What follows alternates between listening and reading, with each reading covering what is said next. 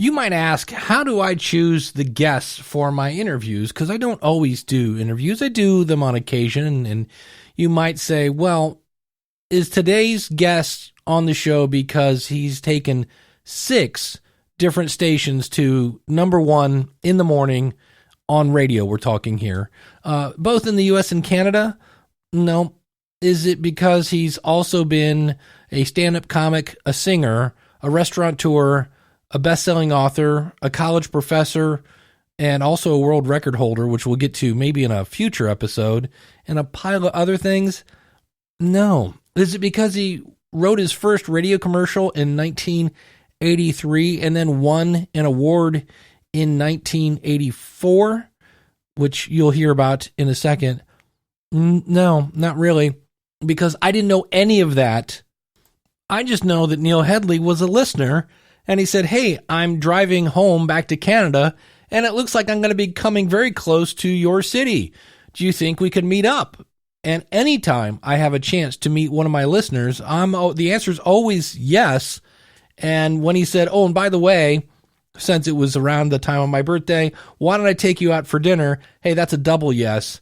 And we had a phenomenal conversation talking a little bit about his background, but I didn't know any of that stuff. I just knew he was a listener. And once I met him and we were talking and kind of ping-ponging ideas back and forth, I said, you have to come on the show, especially with your background. So today we're going to talk about things that podcasters can learn from a guy that's been doing radio since he was a wee lad. Hit it, ladies. The School of Podcasting with Dave Jackson. Podcasting since 2005. I am your award-winning Hall of Fame podcast coach, Dave Jackson, thanking you so much for tuning in. If you're new to the show, this is where we help you plan, launch, grow, and if you want to, monetize your podcast. My website is schoolofpodcasting.com. Use the coupon code LISTENER. That's LISTENER when you sign up for either a monthly or yearly subscription. And don't forget, there's a 30-day money-back guarantee. That was a lot to do in one breath. Holy cow. I'm so glad you're here. Thanks so much. I realize you're busy and you're taking time to listen to me. I do deeply appreciate it. And I always like to spotlight fun stories, or if somebody launches a podcast, I like to give them a quick shout out. So we're going to take a second to check out a quick promo from my buddy Matt Rafferty. The show is called The Author Inside You, and it goes a little something like this. 80% of all Americans want to write a book, yet only 3% ever finish. The Author Inside You podcast talks to authors about writing, publishing, and promoting their book. You can listen to these informative and motivational interviews on your computer or on your smartphone for free. The Author Inside You podcast is available on Apple Podcasts, Google Play Music, Spotify, and at theauthorinside.you.com. Right on. Thank you, Matt and Leah. I'll have links to that out at schoolofpodcasting.com/817. And Matt is also part of a group I run in Northeast Ohio called, creatively enough, the Northeast Ohio Podcasters Meetup. You can find that at neohiopodcasters.com. If you're in this region, we'd love to have you. Before we get to our interview with Neil, now, if you are a regular listener of the show, you know one of the pieces of advice that I give is most of the time the audience doesn't need to know how the sausage is made unless, of course, you're doing a how-to podcast, which is what I'm doing today and have been for 17 years. So I want to play a clip because I think, to me, one of the keys to a great podcast, and we talk about this a little bit, is editing. Because Neil is going to explain, and I've said this before, it's like a seesaw. The more prep you do, the less editing you do. So what I'm doing here is I have a list of topics in front of me. I know where we're going to go, but we're going to have a conversation. But what this is, it's a question I ask that wasn't on the list. And I'm going to play this clip of me, and you're going to hear me give Neil a bunch of reasons as to why I'm asking the question and all this other stuff. And in the end, what I edit out of this is me sounding like an idiot. But here's the original version. Is there like a formula, like a good tease always blah, blah, blah? Because I think it's a skill that I don't really work on much. I don't think I'm probably very good at it. And I think a lot of people go, yeah, I probably should do that. Is there any kind of like teasing 101? Don't give away. So you can hear poor Neil's trying to answer the question. He's like, shut up, Dave. I'll answer your question if you can just, I don't know, get it out of your face. And really, the question, I started it off, I stated it fairly well at the very beginning, which was, is there like a formula, like a good tease always blah, blah, blah? I mean, did that need a lot of explanation? Oh, Neil, that's such a hard question. Let me explain it for you. No. But for whatever reason, I was giving the reason, hey, sometimes I do this poorly, blah, blah, blah, yada, yada, yada. And I hear people leave that in. And of course, it's your show. You can do what you want. But a lot of times what I'm cutting out of an interview is me sounding like an idiot.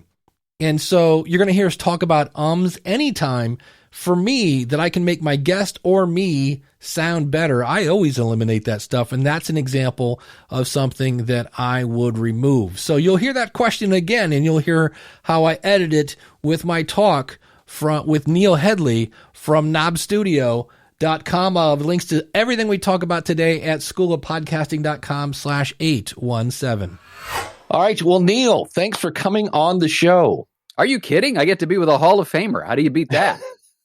I got to ask one thing. I was looking at your bio and it said you won an award for your kind of like a commercial thing you had done at the age of 15, which was in 1984, which means you started radio when you were 14? I started right before my 14th birthday. I was pushing buttons at a radio station, a beautiful music radio station, lots and lots of Mantovani. And it was my job to play the reel of tape that the announcers were on. And I accidentally, on purpose, erased one of those reels of tape at the age of 15. And that's how I got my start on the air. I accidentally, on purpose, destroyed someone else's tracks that they had pre-recorded for a show. And the program director went, well, I guess you're going to have to go on yourself, big guy. And you went, darn. I mentioned earlier, you just have this wide vast of commercials and radio and ads and coaching and writing and being a comedian. And also you've been there, you've done that. And you're now kind of taking all that information and putting it into your new venture. And we were talking about different things that podcasters can learn from radio because as much as podcasting, we both talk into a microphone and that whole 9 yards. Mm-hmm. There are things I think radio people can learn from podcasters. And I think podcasters especially can learn from radio because those poor guys are like, and girls are tied with their hands behind their back and they're blindfolded. And then they're like, okay, you have 37 seconds. Be funny. Yeah. Here's what drives me crazy about all of that is there seems to be this us versus them sort of mentality, particularly among podcasters, where it's like radio sucks. Well, look, I mean, the owner of one of the biggest podcast platforms on the planet has a podcast of his own where he talks about how radio sucks. I'm in a Discord group, a Discord server with a bunch of other podcasters. And one of them, when she wants to really emphasize that something is bad, she says, oh, that is so radio. And I thought, well, wait a minute.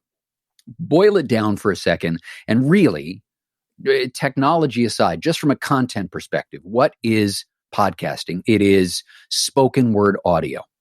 Well, radio has been doing spoken word audio for more than a century.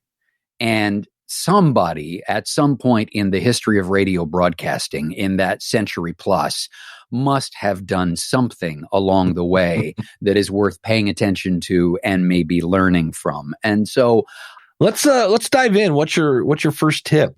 Tighten it up. Podcast. Tighten it up. I jumped in right on you there. No, tighten it up because look, one thing that if you've done live radio, and let's acknowledge some of the podcasters that have done live radio, you, Evo Terra, James Cridland, Tom Webster, some of the giants in the podcast space have experience in front of a live mic at a radio station. And one of the things you become intensely aware of in that situation is that everybody that's listening right now can go anywhere else they want. There is no pause button to come back to you later. If you lose me at any point, I can just go away because there's 27 other stations. I can, throw on some music. I can listen to Spotify. I can go over to podcasts. I can do a million things. So every second of what I do has to be interesting and compelling for you. And so it's one of those things that you just become hyper aware of. You can be in the middle of a conversation. You can go, oh gosh, this conversation has been going on for 87 seconds now. That's too long. And that's literally what gets drilled into the heads of some radio people. But I'll give you a very quick and easy way to teach yourself how to tighten stuff up. Once you're done recording your podcast episode, print, and it's important that you print it. Print out a transcript of what you just recorded, and then grab a pen and cross out everything that you wouldn't put in a promo for your show. Everything that wouldn't go in a promo, get rid of it, cross it out. And then the only trick becomes, once you do it for a while, or you work with a coach who can show you, or however it is you get from A to B, you just learn along the way how to do that editing in real time instead of worrying about doing that editing in post.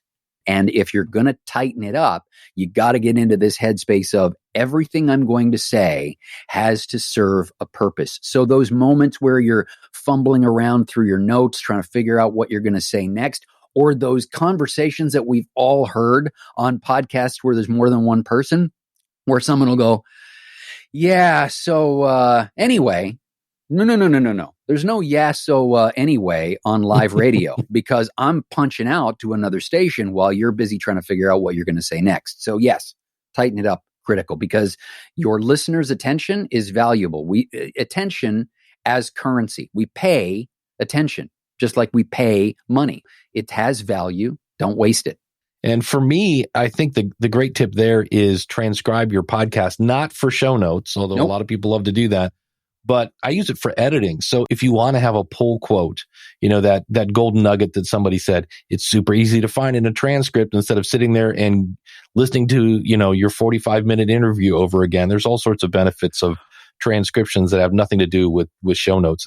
And the reason I say print it is because there is something, and my neuroscientist friends will tell you that there is something about tangibly having a tactile sense of I'm crossing this out that is different than hitting the delete button in Descript. It just somehow wires it into your brain a little bit more firmly that it's like, no, that thing right there, that's got to go. And you cross it out with a Sharpie or whatever it is you're using.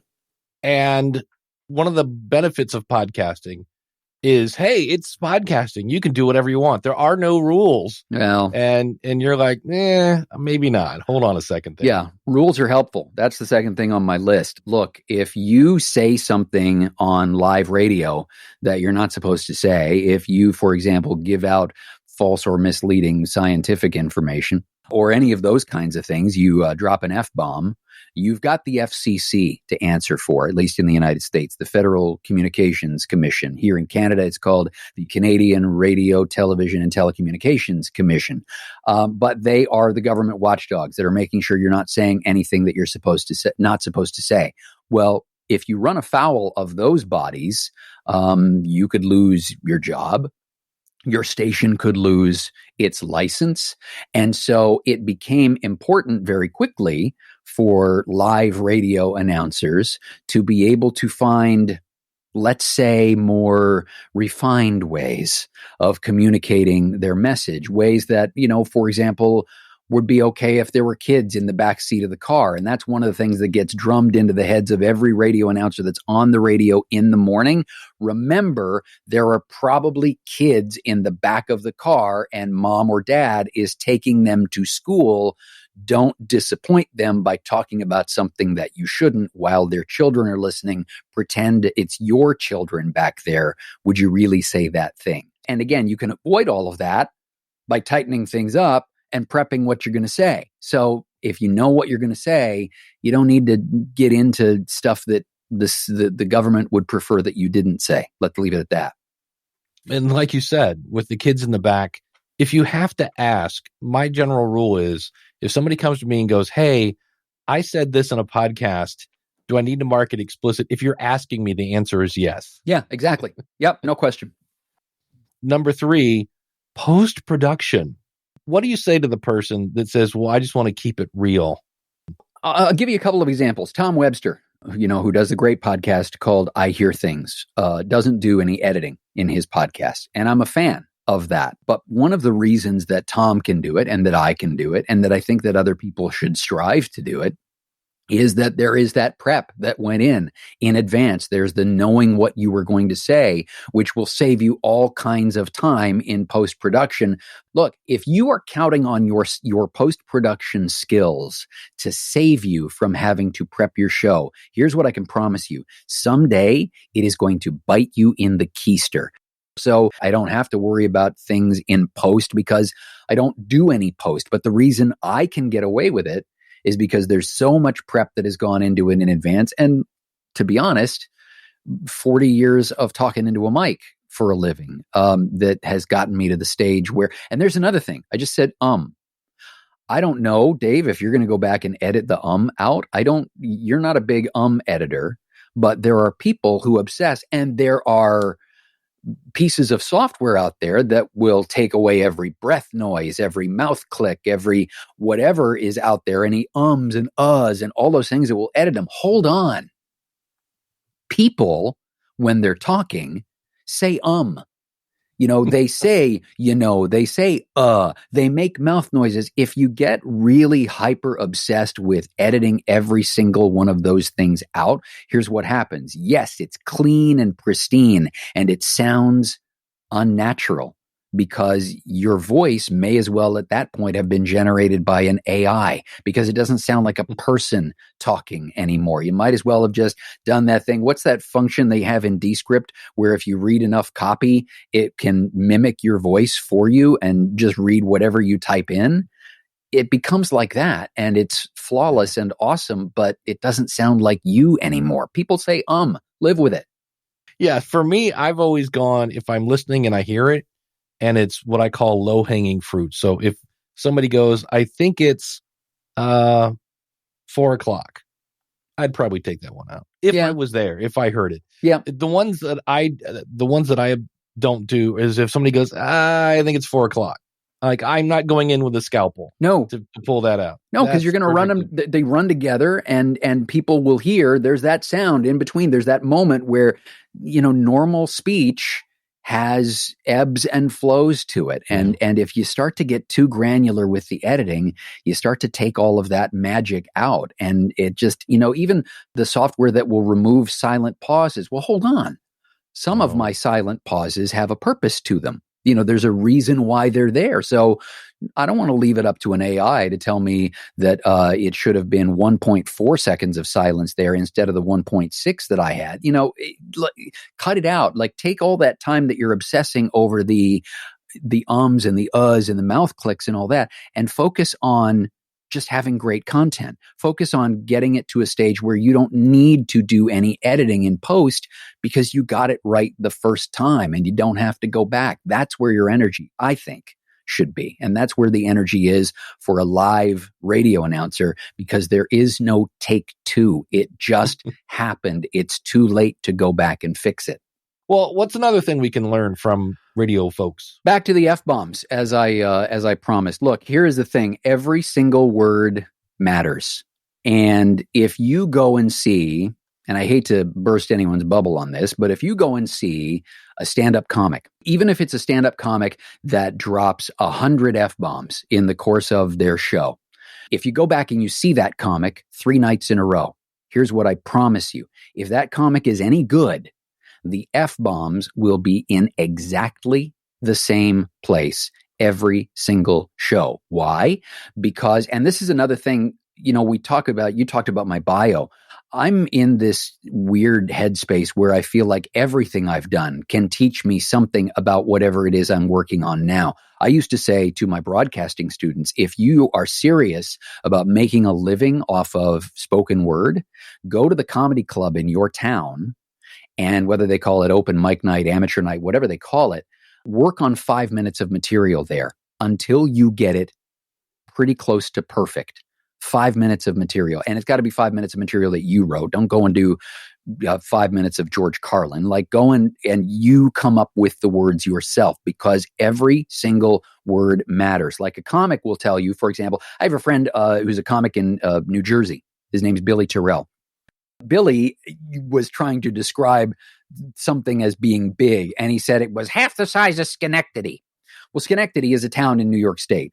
There are tons of other words that he could have put in there, tons of other towns other than Schenectady, except that Schenectady itself is a funny word. So it's just one of those things where, like, there's an expressway in upstate New York called the Scajaquada Expressway. Come on. Like, it sounds funny, but every single comic that is working knows that they need to massage every single word that is in their act. You come up with a joke, if you're a stand-up comedian, you're probably going to do that joke 500 times before you retire it, maybe 1,000 times before that joke is no longer a part of your act. And guess what? You're going to still be trying to figure out and tweak the exact right words a couple of hundred shows in, because every single word matters. I heard an episode of School of Podcasting where you talked about begin with the end in mind, a great quote from Stephen Covey and 7 Habits of Highly Effective People. And if you begin with the end in mind, you are less likely to be stumbling around trying to figure out where you meant to go next and just off the cuff riffing with whatever pops into your head, because you already know the point you're trying to make, and you've already figured out in advance what is the most effective way of getting from A to B. My favorite word so far this episode? Keister. I thought it was going to be Scajaquada. No. When you said that, I giggled, and I was like, that's exactly what he's talking about. I could have said bite you in the ass. But you could have, but you said keister. Bite you in the keister. Keister to me is a funnier word and more impactful. Right. And so you'll almost never hear me say that something's going to bite you in the ass. I will say that it's going to bite you in the keister. It's another example of words matter. Pick the word that is the most effective. I know with your copywriting background, you probably have a swipe file of your favorite headlines and things like that. I have a swipe file of words. Like, I have a thing in Evernote that I think it's just called cool. One of them was recreational outrage. I love that. It was David Lee Roth on Joe Rogan. He's like, man, go back to the American pastime, recreational outrage. And I was like, I'm writing that down. Yeah. So I always, anytime I hear a funny word or a fun phrase, I'm like, okay, somewhere in the future, I'm going to use that. So just thinking about this, what you're really kind of painting the picture is, you're not just turning on the microphone and winging it. No. There's a little thought here. And I'm really ready for this next tip because I know it's coming. And I don't believe you're talking about na when you say learn how to tease. Yeah, learn how to tease. The tease is so incredibly important, and especially important. It's one of the skills that you have to nail down if you're on live radio. I'll use Howard Stern as an example. Back when Howard Stern was on terrestrial radio, it was normal for a 7-minute, 8-minute, 9-minute sometimes commercial break. And I know there was an episode of School of Podcasting just recently, Dave, where you were talking about, I'm checking out after 5. But the thing with Howard Stern is the ratings data suggested that people stayed all the way through the 7, 8, 9 minutes. Why? Because they knew that Howard was going to come back with gold when the commercials were over. And they didn't know if this break was going to be 3 minutes long or 9 minutes long, whatever it was. They just knew that they didn't want to miss whatever it was he was going to come back with next, because Howard had this brilliant way of coming back from the commercials with something that was so compelling and the thing that everybody was going to be talking about when they got to work the next day. And you didn't want to be the one person at work that missed what Howard said. And for podcasters, there are ways to get that done. If you're lucky enough to have commercials in your show, whether they're host read ads or whether they're, dynamically inserted or whatever, you got a couple of options. You can say, for example, we're going to talk a little bit about, tightening it up. But first, and then you do the commercial. Really? The best you're going to give me is, but first? That's not compelling. That's not going to keep me from hitting the skip button, because what if the commercial is only 20 seconds long and my skip button is set to 45? Well, I don't want to miss whatever the first thing was that you said when you come back. Let's instead give you a tease like, when we come back, the woman whose husband showed up at their wedding dressed as Chewbacca. Suddenly, I'm in. You've got me. And I'm going to listen through whatever it is you need me to listen through to make sure that I don't miss what you're coming back with, because I know that it's going to be good. But the whole idea of going into a commercial by saying, but first, no, it's cute, but it's not going to keep me. And the thing that radio DJs in particular are intimately familiar with. Look, there are some that will say it's their job to entertain you. Some will say their job is to inform you, whatever it is. Their real job, especially in an era where there are these multi-trillion-dollar corporations that own 300 radio stations, the DJ's one and only real job, much like the news anchor on your favorite cable news net or whatever, their real job is to keep you tuned in through the end of the commercials. Why? Because the commercials pay the bills. And so if you're gone when the commercials are on, well, then they're not making as much money. If they're not making as much money, heads are going to roll. People are going to lose their jobs. So they are very tuned in to making sure that you stay until the commercials are over and they're back on. Oh, this is so meta. The key to a good tease is coming right up. Yeah, yeah, yeah. Yeah, yeah, yeah. Is there like a formula, like a good tease always blah, blah, blah? Don't give away so much that I can evaluate whether or not I need to be here next week. We've all seen movie trailers, for example, where you watch the movie trailer and you go, okay, that's everything funny that's going to happen in that movie. I don't need to go and see it now because I've seen all the funny stuff. Right. Don't give me so much in your tease for next week that I have enough information to be able to decide I don't want to be here. One of the things I used to drum into the heads of my broadcasting students was that an interview, the only thing an interview is a conversation that is so interesting, you can't help but eavesdrop on it. Mm. And the minute that you suck the interest out of that conversation for me, then it's not an interview that's worth listening to anymore. Leave some mystery so that I want to hear what else is coming, you know? Absolutely. Because one of the other things about, you know, your teases and your throws to break and all the different things that you do, they all go together in this enduring picture of you.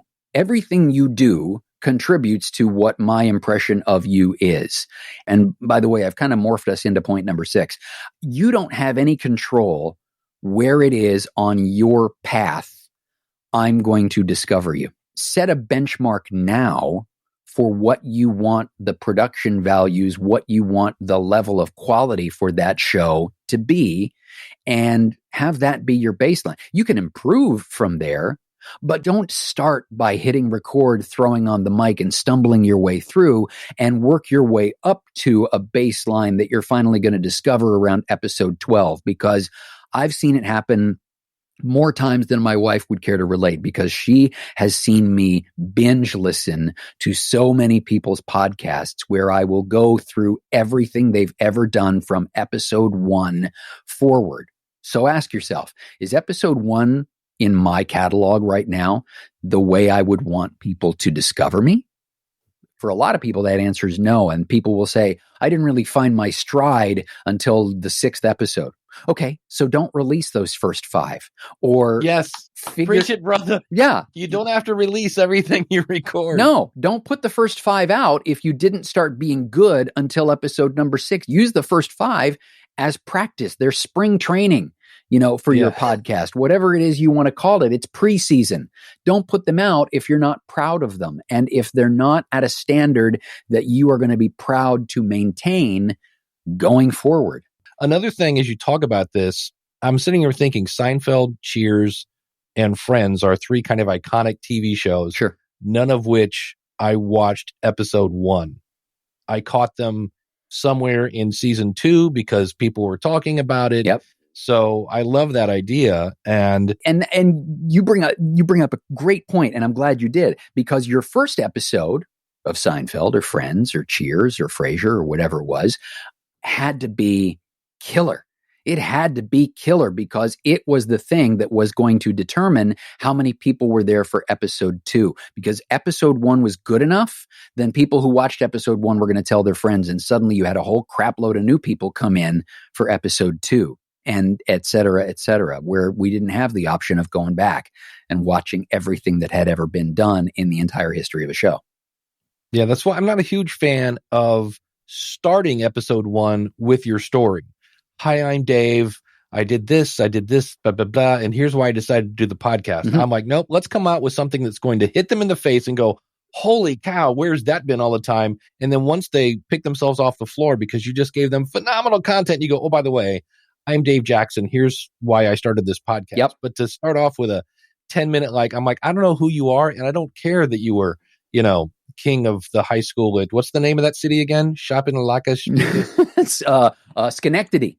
Schenectady, New York. Here we go. And then your last tip here is one of my favorites that I preach all the time. Yep. And that is talk to one person. Yeah. And this one kind of gets beaten to death by a lot of people, but it is worth repeating because let's add a little bit to it as well. Look, at its most basic level, talk to one person means I don't ever want to hear you say to me while I'm listening to your show, hi, folks, or welcome back, everybody. There is no everybody. Ladies and gentlemen. Ladies and gentlemen. I'm in my car. I'm stuck on the freeway. Ladies and gentlemen, it's just me by myself. But because the stats will tell you that almost no one listens to a podcast with another person.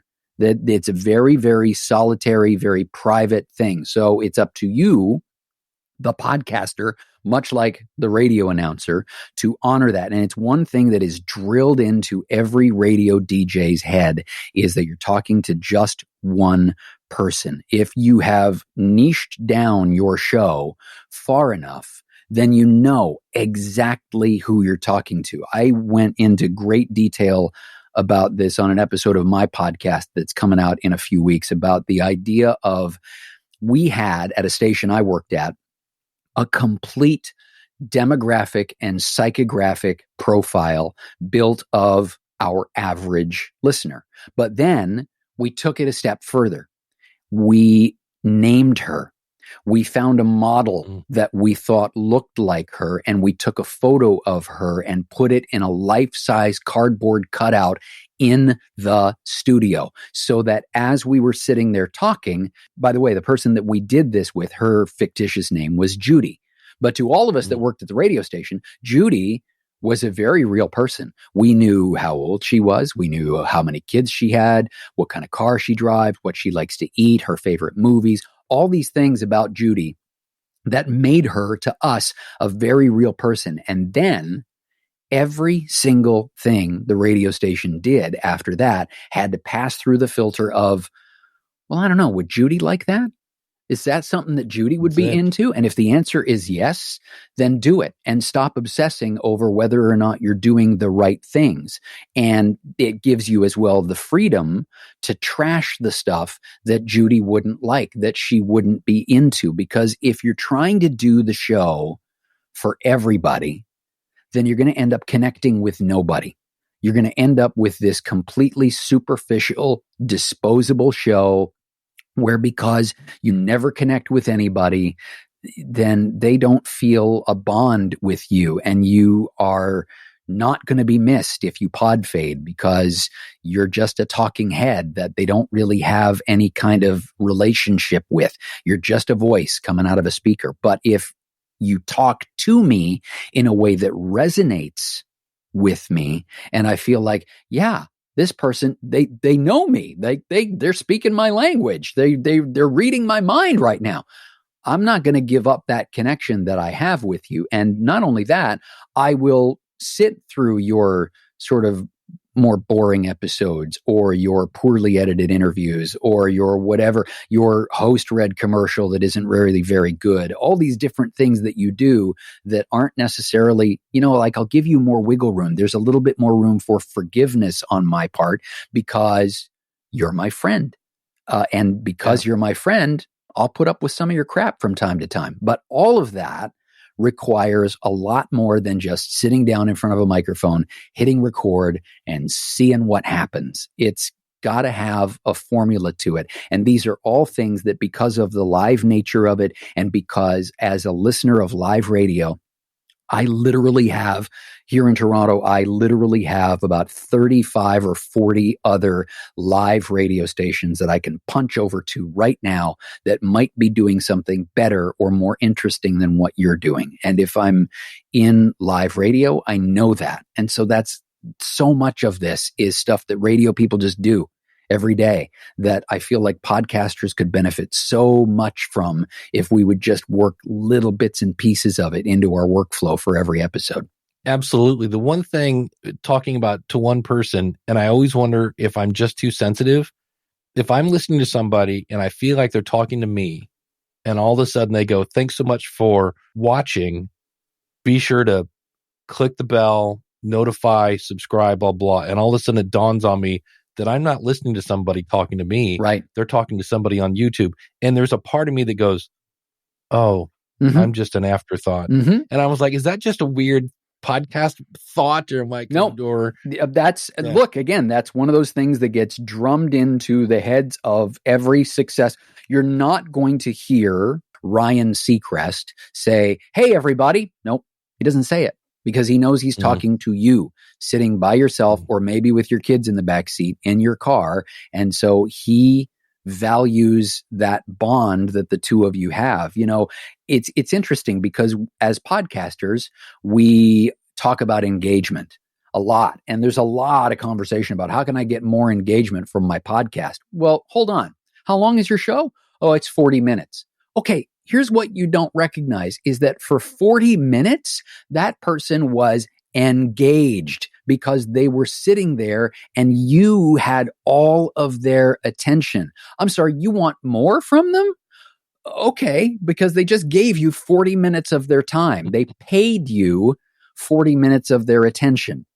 I think there's value there. Stop obsessing over whether or not they like your tweets, for crying out loud.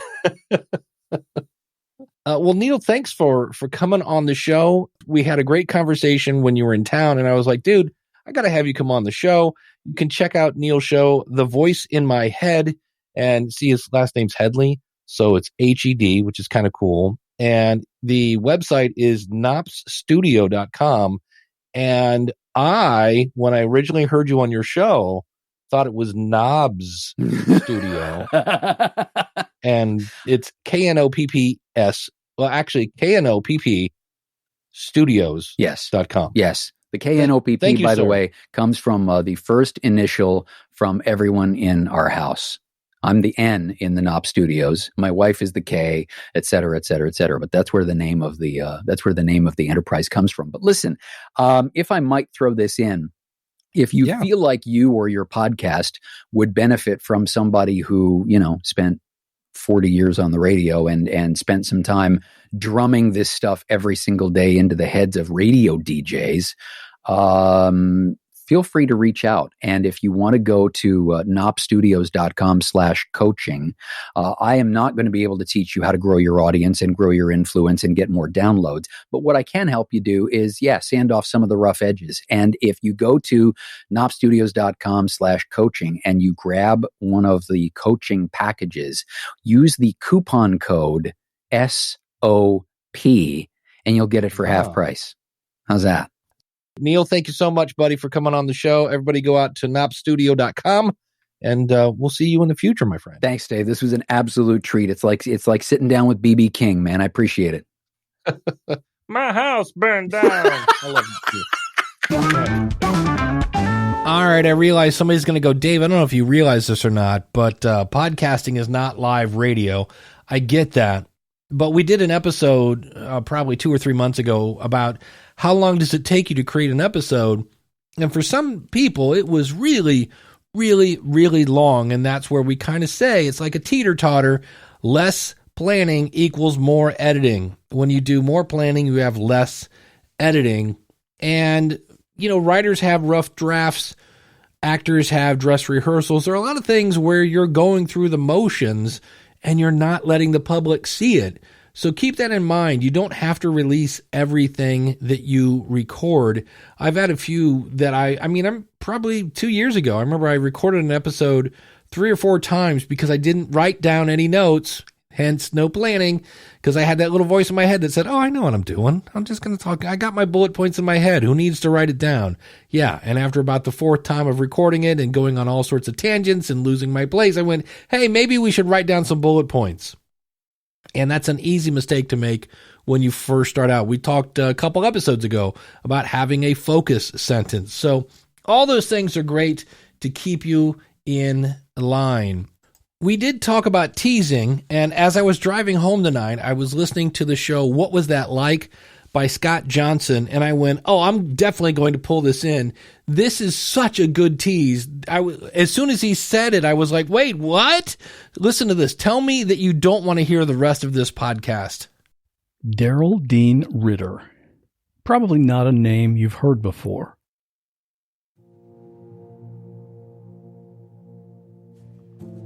In 1986, Ritter was 34 years old, and he was living in Waurika, Oklahoma. In fact, he was living in the Jefferson County Jail. He was serving a 7-month sentence. The crime that landed him there sounds kind of silly by today's standards. He was convicted of possession of marijuana. Medical cannabis is now legal in Oklahoma, and there's a strong push currently for the legalization of recreational marijuana as well. So that's probably going to happen at some point. But back in 1986, getting caught with a baggie of weed in your pocket meant you were going to spend some time in jail. Well, Daryl Dean Ritter was not happy about that, and he decided he was not going to stay. So he came up with an escape plan. At the Jefferson County Jail, the cell doors were electronic.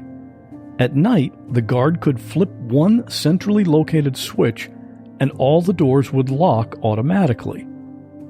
Well, one night, before the cell doors were all locked for the night, Ritter jammed a wad of paper in his door, which prevented it from being locked. He also made up his bunk to make it look like someone was sleeping there, so the guards wouldn't suspect anything when they made their rounds overnight. I know, this sounds like a plot to a really low-budget movie. But Ritter's plan actually worked. He was able to sneak out of his cell and escape from the jail. Chances are he'd been there a few times before this, so it helped that he knew the layout of the place. The next morning, he was discovered missing. Assistant District Attorney Glenn Hammonds made a public statement to announce that they had an escapee and that authorities were on the hunt for him. Of course, he was soon captured and brought back to the jail to finish his sentence, with some more time added because of the escape. And you'd think that maybe after that, he'd get things figured out and start making some smarter decisions about his life. But 11 years later, he was back in the news. My guest today, Garrett, had an unexpected encounter with Daryl Dean Ritter, and neither of them could have predicted how it would end. Oh, that is so good. And you might say, it's a little long. Nah, there's some good background stuff. And here's the thing. Is that guy in jail a good guy or a bad guy? Because when I first heard it, I'm like, hey, maybe this guy doesn't deserve to be in jail. And what did they have? And all I know is this guy's an escapee. And I was like, oh, that's such a good tease. Links in the show notes, schoolofpodcasting.com/817. But if you're wondering how to do a good tease, that's a good tease. And when I heard that, I was like, that is so going into today's episode.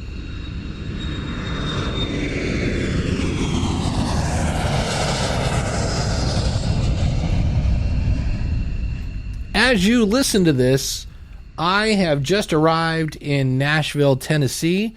I'm going to be there all week from March 7th and the 8th. I'll be at the Spark Podcast Conference.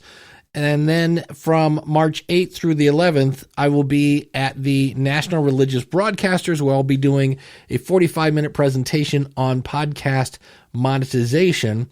Then I will also be at Podcast Movement Evolutions in Los Angeles. I'm looking forward to that because you know who's going to be there? Scott Johnson from What Was That Like? How cool was that? So I'm looking to maybe buy Scott some sort of beverage. And then in May, I will be speaking at Podfest Multimedia Expo in Orlando. So if you're planning on attending any of those events, definitely let's connect there. And if you're not going, you might want to think about it. Those are some great conferences. Ooh. Now that's a good question. The question of the month, and I need this by March 25th, 2022. And we're asking, what keeps you going when your podcast is not growing? So an answer might be something like this. Hey, this is Dave Jackson from the School of Podcasting.com, where I help you plan, launch, and grow your podcast. And how I keep going is blank. So that's a quick way, a little tagline in there, a little website action, the name of your show, and then right into the question. I'm trying something new this month. I'm using Pod Inbox, and they do have the ability to like chip in. Like you can actually leave a comment and tip me $5 and things like that. I just want to let you know, answering the question of the month is completely free. If you want to chip in some money, that's fine. I even have a note there. If you chip in 20, I will send you a copy of my book signed. That's the book, Profit from Your Podcast. But I want to let you know that is not like, it's a feature of Pod Inbox. You do not have to chip in any money to answer the question. And please don't forget your website. Just a reminder again, schoolofpodcasting.com/question by March 25th. Ooh. Now that's a good question. In the next episode, we're going to be talking about Audrey.io because I'm going to hit stop here and start editing it because that's the episode that'll come out after I come back from Podcast Movement. And if you ever wonder how I haven't skipped a Monday in 17 years, it's because I'm going to be up late tonight editing podcasts. But keep in mind, anytime I bring that up, consistency is important in schedule, but consistency in content is twice as important. I would rather have a good show that was late than an on-time show that was meh. I deeply appreciate you listening. If you know somebody that would enjoy this episode as well, could you do me a favor? Just pull up your phone or whatever you're listening on and share this with a friend, or just tell them to go to schoolofpodcasting.com. I'll see you real soon. And again, if you're in Nashville, please stop by the Lipson booth and say hello. Until next week, take care. God bless. Class is dismissed.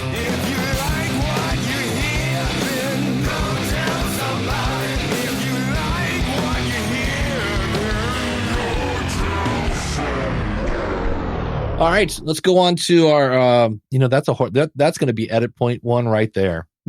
I was going to say, let's move on to our next point, but that just sounds so much like not a conversation. This week on the show, Dave finds an edit. How can I lead you want me to figure out how to get you into number 6? Okay. Yeah. I can get you in if you want. Sure. Okay. I remember when somebody thought it was okay if you use the F word as like an adjective, but not a verb. And I was like, look, let's be honest. It's a perfectly fine word. I was one of my faves. I did stand-up comedy for 8 years. Are you kidding? It was a staple.